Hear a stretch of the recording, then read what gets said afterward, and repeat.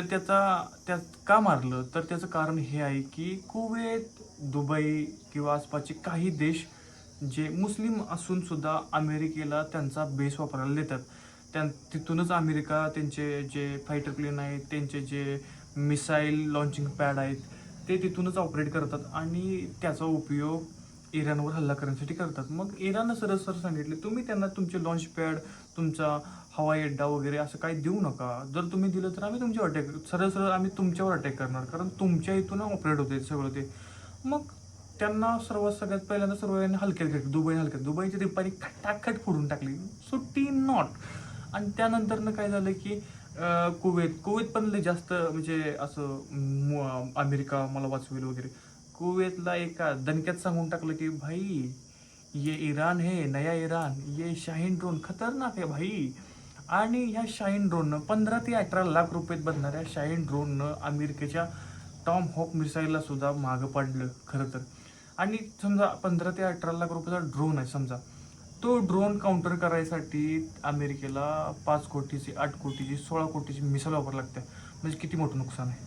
म्हणजे मुंगीला मारण्यासाठी तुम्हाला बंदूक वापरायला लागते, मग त्याचा खर्च भरपूर आहे ना. असं टार्गेट आजकाल म्हणजे युद्धाचं बदललेलं आहे. आणि इराणला हे गोष्टी सगळ्या माहीत होतात. इराणनं सेंट्रल सिस्टम बनवल्या, म्हणजे समजा आपला कसा महाराष्ट्र आहे, त्यांचं गुजरात आहे, हे आहे ते. तुम्ही पूर्ण देशाच्या एखाद्या मोठ्या लीडरला जरी मारलं तरी तिथल्या राज्यातल्या लीडरनी, तिथल्या राज्यातल्या ज्या सैन्य लीडरनी तुम्ही सगळं, तुमच्याकडे सैन्य साठा आहे, तुमच्याकडे मिसाईल आहे, तुमच्याकडे ड्रोन आहे, तुम्ही निर्णय घ्या आणि फोडून टाका. आणि ह्याच्यावर त्यांनी काय केलं, तर त्याला चायनानं त्यांना सपोर्ट केला, रशियानं सपोर्ट केला, किंवा कारण दुश्मन का दुश्मन हमारा दोस्त ऐसा ही हुआ. तो इराणने क्या किया भाई, की इराणनं काय केलं, रशिया आणि चायनाची मदत केली. आणि रशियाला आणि चायनाला तेच पाहिजे होतं, कारण रशिया आधीच युक्रेन युद्धात अडकलाय. तर ज्यावेळेस युक्रेन युद्धात अडकला असताना सगळे युरोपियन देश युक्रेनला मदत पोहोचवतात. म्हणजे Russia versus all European union. पण डायरेक्ट कोण मदत करत नाही, पैशाची मदत करतं, छोटे मोठे म्हणजे मिसाईल किरकोळ देतात, अशा गोष्टी करतात. मग रशियाला हा एक प्लस पॉईंट मिळाला आणि त्यातून हा वाटचाल झाला. त्यात काय झालं, तर इराणनं केलं एनरिच्ड एलिमेंट 335 338 काय तर असं. म्हणजे काय एनरिच्ड युरेनियम म्हणजे काय, ज्यावेळेस रॉ युरेनियम निघतं दगडासारखं असतं, त्याचा काही उपयोग नसतो. पण त्याला प्रक्रिया करून जे एनरिच्ड युरेनियम तयार केलं जातं, त्याला एनरिच्ड 335 असं काहीतरी म्हटलं जातं, 335 असं काहीतरी बोललं जातं. ते अणुऊर्जा तयार करण्यासाठी, न्यूक्लिअर म्हणजे हे करण्यासाठी, आणि मोठे मोठे असे वेपन्स बनवण्यासाठी, न्यूक्लिअर वेपन बनवण्यासाठी वापरलं जातं, म्हणजे अणुबॉम्ब वगैरे बनवण्यासाठी वापरलं जातं. त्यांच्याकडे 400 किलो आहे. 1 किलो युरेनियम काय काय करू शकतं तुम्हाला अजून कल्पना पण नसेल. हिरोशिमा नागासाकी किती म्हणजे जे हल्ले झाले ते खूप म्हणजे कमी प्रमाणात टेक्नॉलॉजी वापरली त्यावेळेस. आत्ताचे जे न्यूक्लिअर वेपन आहेत ते हायड्रोजन बॉम्ब आहेत. लाखो करोडो लोक म्हणजे मरतील एवढा त्यांच्यात पोटेन्शियल आहे. म्हणजे न्यूक्लिअर रेडिएशन चालू होतं ते, म्हणजे चेन रिॲक्शन होते, फुटत जातो बॉम्ब, फुटत जातो, आणि फुटण्यापेक्षा 5-10 किलोमीटरचा एरिया पूर्ण जळतो. आणि त्यानंतर काय होतं की म्हणजे हा 100, 200, 500 वर्षापर्यंत त्याचं न्यूक्लिअर रेडिएशन असतं. ते रेडिएशन लोक मरतात, कॅन्सर होतो, रक्त यायला लागतं, बऱ्याच गोष्टी अशा होतात. आणि हे इराणला बनवायचं आहे न्यूक्लिअर, कारण जोपर्यंत तुमच्याकडे अनुभव नाही तोपर्यंत कोणताही देश तुम्हाला, मोठा देश तुम्हाला दाबण्याचा प्रयत्न करतो. ते इराणला पाहिजे. न्यूक्लिअर जर वेपन जर इराणकडे असेल तर इराण म्हणजे अमेरिका किंवा कुठल्याही युरोपियन देशाची हिंमत होणार नाही की असा कसा पण हल्ला करायचा, अचानक हल्ला करायचा किंवा लीडरला मारायचं. कारण इराण तसा पण सरफिर आहे आणि अमेरिकेला हे माहिती आहे, जर त्याने न्यूक्लिअर टेस्ट केली तर भाई अपना तो टाय फिश. आणि टाय फिश झाल्यानंतर आपली तर काय राहिली. आणि त्यात काय झालं माहिती आहे, आत्तापर्यंत अमेरिकेने आपली स्वतःची छवी अशी केली की भाई हम तो भाई दुनिया के गँगस्टर है मैया मौआ, हमारा पौआ, हमारा जो वेपन है सबसे खतरनाक उन्नत किस्म का. खडाखड फोडून टाकली, विमानं फोडून टाकली, F-35, F-18. नंतर जे लाखो करोडोचं नाही अब्जावधी रुपयाची रडार इराणनं टेक्नॉलॉजी नाही डोक्यानं फोडून टाकली, कारण त्यांना चीनचा आणि रशियाचा सपोर्ट होता. तर कसं काय, जे अमेरिकेकडे एक हे होतं म्हणजे सेलेविन काहीतरी असं काहीतरी रडार आहे. ते रडार 5,000 ते 6,000 किलोमीटरवर बघू शकतो. म्हणजे 5,000-6,000 किलोमीटरवर जर इथनं कोणतरी असं विमान सोडते किंवा एखादं न्यूक्लिअर वेपन सोडते किंवा बॅलिस्टिक मिसाईल म्हणजे जे लांबच्या पल्ल्याची मिसाईल जे अग्नी 5-6-7 आपल्याकडे आहे तसे म्हणजे इंटरकॉन्टिनेंटल बॅलिस्टिक मिसाईल असे जे विमान सोडते ती उडल्यापासून यांना माहीत असते. मग तुम्हाला तोवर काउंटर करायला टाईम मिळते ना. मग ती तसली वेपन वगैरे इराणनं काय केले की फोडून टाकले त्यांचं म्हणजे ते जे काय रडार सिस्टम आहे ते पूर्णपणे फोडूनच टाकलं. भाई तुझं डोळंच नाहीत, तू बघणार काय? माप तुझ्याकडं सगळं आहे, लाठी चार्ज बी सगळं सगळं एवढा वेपन आहे, बंदूक आहे, पण तुला बघायलाच येत नसेल तर तू काय करणार? असाच प्रकार झाला अमेरिकेचा. त्यामुळे अमेरिकेच्या बेसवर पण खतरनाक फायरिंग केलं यांनी. जी विमानं मोठी मोठी जी आहेत रडार P1 वगैरे अशी रडार खतरनाक महाग असणारी अब्जावधीची विमानं त्यांनी फोडून टाकली. म्हणजे बेसवर असतानाच फोडून टाकली. समजा म्हणजे क्वांटिटीमध्ये हल्ला करते थे. काय करते माहिती आहे ह्यांचं काय आहे माहिती आहे का? भाई हम तेरे से टेक्नोलॉजी में उन्नत नहीं है मगर हमारे पास दिमाग है और रशिया और चीन का सॅटेलाइट से मॅपिंग करने वाला सिस्टम आहे. म्हणजे तू कुठनं उडतोयस, तू कुठचा बेस कुठं आहे, तुझी दुपतीनच कुठं आहे हे आम्हाला ना रशिया सांगते, हे आम्हाला चीन सांगते आणि कॉर्डिनेट्स देते. कॉर्डिनेट्स म्हणजे काय?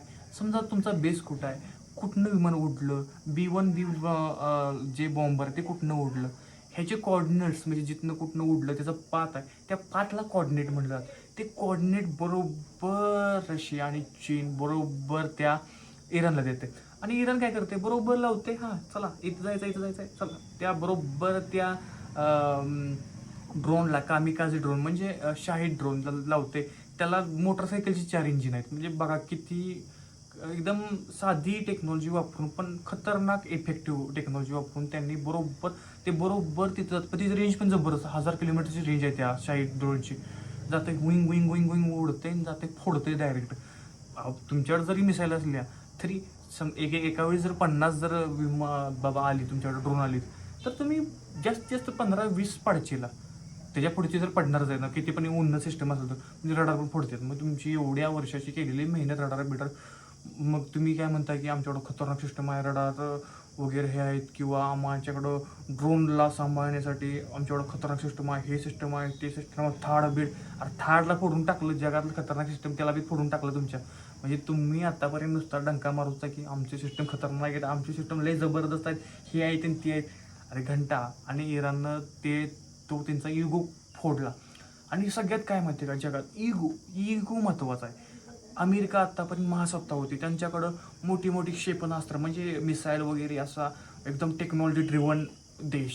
आणि त्यामुळं अमेरिकेची जी कंपनी ती वेपन सप्लाय करते. आमची विमान घ्या, तुम्हाला F-13 घ्या, F-35 घ्या, F-18 घ्या, रॅप्टर काय विकत नव्हते, घ्या तुम्ही आणि वापरा, विमान वापरा, ही टेक्नॉलॉजी वापरा. टेक्नॉलॉजी म्हणजे असं नाही आम्ही बनवतो तुम्ही घ्या आणि मेंटेनन्स आम्हीच करणार, तुम्हाला आम्ही टेक्नॉलॉजी ट्रान्सफर करणार नाही. आणि असं करून त्याने विकली. पण ज्यावेळेस खरं युद्ध चालू झालं इराणनं पाक हेकडेच काढली त्याची. म्हणजे आपल्याला ज्यावेळेस आपल्या भारतामध्ये ज्यावेळेस पाकिस्तानचं ऑपरेशन सिंदूर चालू होतं त्यावेळेस तुर्कीनं असली ड्रोन वगैरे सोडली. आपल्या भारतानं एक सुद्धा ड्रोन इकडे येऊन दिलं नाही. असली टेक्नॉलॉजी म्हणजे खरं तर अमेरिकेपेक्षा जास्त खतरनाक टेक्नॉलॉजी आज आपल्याकडे आहे. पण प्रत्येक देश आपली प्रत्येक बाजू सांगत नसतो. कारण इंटेलिजन्ससाठी म्हणजे बाबा की पुढच्या व्यक्तीला माहीत होती की आपल्याकडे पण आहे, आपल्याकडे पण लेझर टेक्नॉलॉजी आहे, बाकीचं जे ड्रोन पाडण्याची टेक्नॉलॉजी आहे, ड्रोन हवेतच उडवण्याची टेक्नॉलॉजी आहे, जामिंग करणं, इलेक्ट्रॉनिक वॉरफेअर म्हणजे समजा तुमचं ड्रोन येतं आहे किंवा तुमचं रडारला जाम करायचं त्याला कळणारच नाही की कुठनं विमान येते कुठनं जाते. ह्या सगळ्या टेक्नॉलॉजी DRDO आपलं तयार करतं आणि ह्या गोष्टी कुणाला माहीतच नाहीत. आणि बाहेरच्या देशांना काय आवडत होतं की म्हणजे इंडिया एवढं डेव्हलप नाही. पण ज्यावेळी सिंदूरमध्ये झालं त्याला 0 कॅज्युलिटी म्हणजे एकही माणूस न मरता आपण पाकिस्तानमधल्या सीमारेषा न ओलांडता तिथल्या लॉन्च पॅडला मध्ये पिन पॉईंट ॲक्युरेसीने ब्रह्मोसनं बरोबर हिट केलं. ही नॉर्मल गोष्ट नव्हे. त्यांच्याकडं पण म्हणजे हे आहेत, ते पण कमी हलकं समजण्याची गरज नाही, त्यांच्याकडं पण मिसाईल डिफेन्स सिस्टम आहे. मग किती इंडियानं बाबा डोकं लावलं असेल, किती उन्नत टाईपचं DRDO म्हणजे तंत्र असेल. एकदम जबरदस्त टाईपचं या गोष्टी आहेत त्यांच्याकडे, आपल्याला अजून माहीतच नाही. आणि ही अमेरिका म्हणते जगात महासत्ता असणार म्हणते, खडाखड खडाखड इराणनं मारत चाललाय. म्हणजे एवढे मोठ्या देशाला एक त्यांच्याकडं विमानं पण नाहीत सगळं इराणकडं, आणि त्यांनी फक्त ड्रोनच्या आणि त्यांच्या मिसाईलच्या जीवावर एवढं सगळं केलं. आणि नुसतं अमेरिका बघत बसलाय, नुसतं आम्ही हे करणार. आम्ही इराणनं स्ट्रेट ऑफ हॉर्मोन्स ब्लॉक केलं, मग त्यांनी पण पुढनं ब्लॉक केलं. म्हणजे अमेरिकेनं पुढनं ब्लॉक केलं, तुम्ही ब्लॉक करता आम्ही ब्लॉक करताय.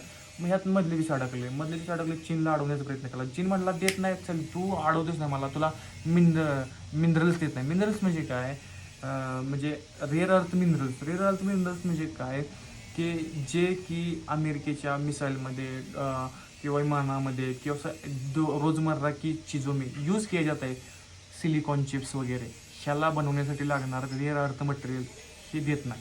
लगेच अमेरिकेची इकडे निघाली. अमेरिका परतनं चीनचं जहाज सोडलं, कारण चीन 100% 90% जास्त करून तेल इराणकडूनच घेतो. त्यामुळे इराणला सुद्धा चीनची गरज आहे. त्यामुळे इराण चीन सांगत तसं पण करत असतंय.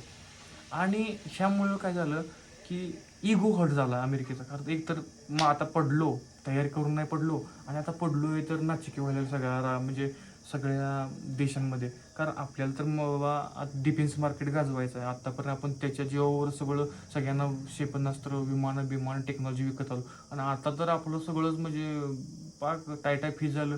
लोकांना कळायला लागलं की यायला आपली पण काय उपयोगाची नाही. ही शिफ्टिंग होऊन परत ना रशियाकडं, चीनकडं, भारताकडे गेलं तर त्यांचा व्यापार वाढेल, त्यांचं बाबा डॉलरची किंमती कमी होतील. आधीच डिडॉलरेशन चाललंय त्यांचं करायचं, आणि आपण जर असं करायला, मग त्यामुळे त्यांना इराणला हरवणं गरजेचं आहे. म्हणजे इराण जिंकणार नाही बरोबर आहे, पण इराण एवढी कॅज्युलिटी देणार की आयुष्यात अमेरिका परत असल्या नादी लागणार नाही. आणि दुसरी गोष्ट अशी की काय सांगता येते, काही होऊ शकतं. आपण तर वॉरचं काही सांगू शकत नाही. आपल्याला वाटत होतं की रशिया आणि युक्रेनमध्ये युक्रेनला 2 मिनिटात म्हणजे 2 दिवसात हरवेल, पण अजून युक्रेन खतरनाक. म्हणजे मॉस्को, रशियाची जी राजधानी मॉस्को, तिथं एवढं खतरनाक सिक्युरिटी मानली जाते. त्या मॉस्कोमध्ये येऊन युक्रेन विमान म्हणजे मिसाईल किंवा बाबा जे काय अटॅक केले. म्हणजे काही होऊ शकतं. कोणाकडे काय टेक्नॉलॉजी आहे किंवा कोण काय टेक्नॉलॉजी डेव्हलप करेल हे कोणी सांगू शकत नाही. आणि प्रत्येक वॉरचे जे नियम आहेत ते बदलत राहतात. आंतरराष्ट्रीय पातळीवर कोण कोणाचा शत्रू नसतो, कोण कुणाचाही मित्र नसतो. त्यानुसार निर्णय घ्यायला लागतो. नाहीतर हां, पाकिस्ताननं हा अटॅक केला, मग लगेच त्याला मारा. पण जर आपण जर युद्ध खेळायला होतं तर त्यामध्ये मोठी जीवितहानी होत असत्या, आर्थिक हानी होत असत्या, त्यामुळे आपले महागाई वाढत असत्या. त्यामुळे जेवढं शांत होईल तेवढं सरकार काय करत असतं की तयारी करून, बाबा असं नाही की युद्ध करायचं म्हटलं तर भरपूर तयारी करायला लागत्या, मोठ्या मोठ्या गोष्टी करायला लागतात. 6 महिने, 1 वर्ष, 2 वर्ष, 5 वर्ष, 10 वर्ष, 25 वर्ष तयारी करायला लागते. त्यानंतर निर्णय घेतले जातात आपली कपॅसिटी बघून. आता जर आपण एका देशावर हल्ला केला, दुसऱ्या देशाने हल्ला केला, तर त्याला टू फ्रंट ऑफ वॉर म्हणतात. 1 front of war, 2 front of war. 2 साईडनं हल्ला झाला तर आपल्याला तेवढे विमानं पाहिजे, तेवढं बाबा डिफेन्स सिस्टम पाहिजे. नाहीतर पाकिस्तानगत नाचक्की व्हायची. अशा गोष्टी होतात. त्यामुळं सरकारला सगळ्या गोष्टी करण्यासाठी वेळ लागतो, सगळा विचार करायला लागतो. आपण एखादा यूट्यूबचा ध्रुवराटीचा व्हिडिओ बघून आपल्याला असं वाटतं की मग ध्रुवराटीमध्ये बरोबर अरे 10,000 मोठे MPC पण नाही, UPC-वाले लोक तिथं एम्बेसीमध्ये पडून नाहीत, ती प्रत्येक गोष्टीचा छोटा छोटा अभ्यास करतात. आणि आपण यूट्यूबचे 2-3 व्हिडिओ बघतो, ChatGPT करून सांगतो की सरकारने हे करायला पाहिजे, ते करायला पाहिजे. काही गोष्टी असतात त्यांना वेळ लागतो, त्यांना बाबा ॲनलाईज करायला लागतं, याचं पुढे पडसाद काय होतील. समजा जर आपण आधीच जर पाकिस्तानमध्ये सिंधूरमध्ये आत गेलो असतो, जर आपली विमानं बिडली असती, फोडली असती, तर ते कितीला पडलं असतं. परत जनता म्हणणार की याला सरकारनं काय केलं, आपल्या आर्मी काय करत्या, कॅज्युलिटी झाली असते, लोक म्हणजे आपले सैनिक वगैरे मारले गेले असते. त्यासाठी खूप निर्णायक गोष्टी करणं गरजेचं असतं, निर्णय घेणं बरोबर गरजेचं असतं. आणि एका मोठ्या लिडरला हा खूप मोठा दबाव असतो.